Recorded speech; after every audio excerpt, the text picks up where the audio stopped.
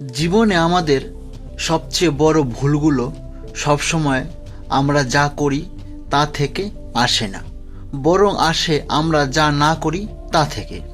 যা ইতিমধ্যেই আমাদের আছে তার মূল্য না দেওয়া থেকে, আর একদিন ভেবে সুখে বারবার পিছিয়ে দেওয়া থেকে। আজকের গল্প আপনাকে থামতে আর ভাবতে বাধ্য করবে। এটি দেখাবে একটি মাত্র চিন্তা কিভাবে একটি শান্ত জীবনকে অশান্ত করে তুলতে পারে। তাই মন দিয়ে শুনুন, কারণ এই গল্পটি শুধু একজন কৃষকের গল্প নয়, এটা আপনার আর আমার জীবনের গল্প। এক রাজকীয় সকালে রাজা তার বুদ্ধিমান মন্ত্রীকে সাথে নিয়ে হাঁটতে বেরিয়েছেন। রাজ্যের এক শান্ত গ্রাম দিয়ে যাওয়ার সময় রাজার চোখে পড়ল এক অদ্ভুত দৃশ্য।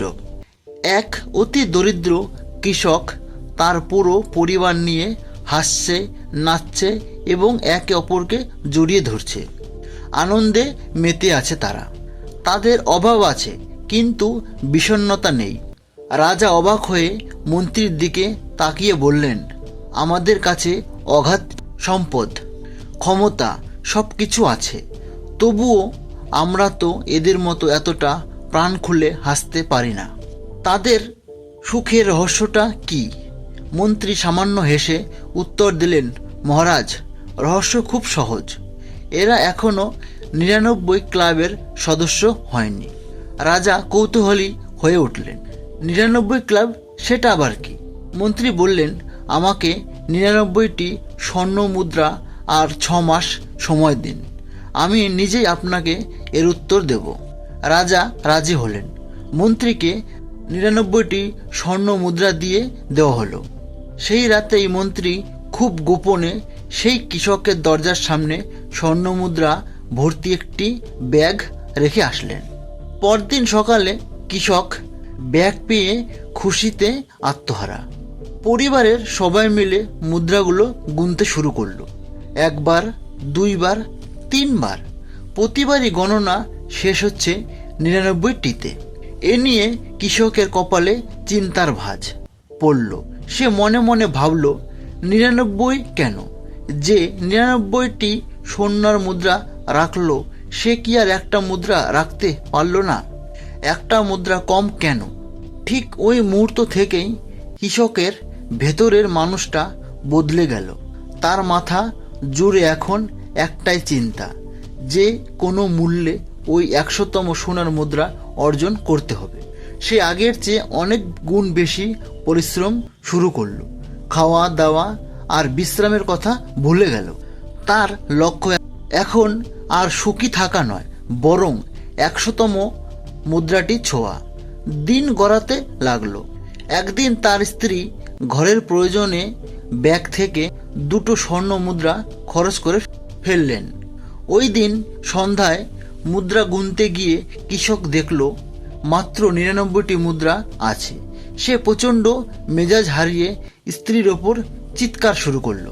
পরদিন কৃষকের ছেলে খেলার ছলে আরও 2টো মুদ্রা সরিয়ে ফেল।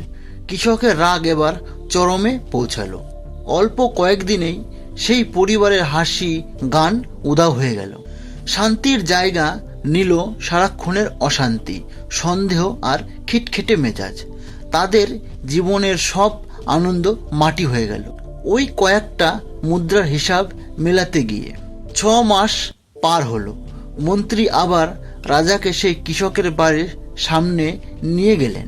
রাজা দেখলেন সেই আগের সুখী পরিবারটা এখন একে অপরের সাথে ঝগড়া করছে। সবার মুখে চিন্তার ছাপ। বিস্মিত রাজা জিজ্ঞাসা করলেন, মন্ত্রী, এটা কি হলো? এরা তো পুরোপুরি বদলে গেছে। মন্ত্রী শান্ত গলায় বললেন, মহারাজ, এটাই হলো 99 ক্লাব। এই ক্লাবের সদস্যরা সারা জীবন কাটিয়ে দেয় ওই একটা নিখোঁজ মুদ্রার পেছনে ছুটতে গিয়ে, অথচ তাদের হাতে যে 99টি মুদ্রা আছে সেগুলোর আনন্দ নিতে তারা ভুলেই যায়। উপসংহার, আমাদের জীবনটাও ঠিক এমন। সুখ আসলে অভাবের কারণে হারায় না, সুখ হারায় আরও একটু বেশি পাওয়ার নেশায়। আমাদের যখন যা আছে তার জন্য কৃতজ্ঞতা না জানিয়ে যা নেই তার পেছনে অন্ধের মতো ছুটে চলি, তখনই আমাদের মানসিক শান্তি কেড়ে নেয় ওই কাল্পনিক 100 নম্বর মুদ্রা। সাফল্য বা টাকা কখনোই আপনাকে সুখী করতে পারবে না যদি আপনার মন বর্তমানকে গ্রহণ করার জন্য প্রস্তুত না থাকে। যে আশীর্বাদ আপনি আজ উপভোগ করছেন না সেটাই শেষ পর্যন্ত আপনার জন্য বোঝা হয়ে দাঁড়াবে। তাই নিখুঁত হওয়ার দৌড়ে না নেমে যা আছে তা নিয়েই বাঁচতে শিখুন। তো বন্ধুরা, গল্পটি কেমন লাগলো? যদি আপনাদের ভালো লেগে থাকে তাহলে চ্যানেলটিকে অবশ্যই সাবস্ক্রাইব করবেন আর বন্ধুদের সাথে শেয়ার করবেন এরকম গল্প আরও পাওয়ার জন্য।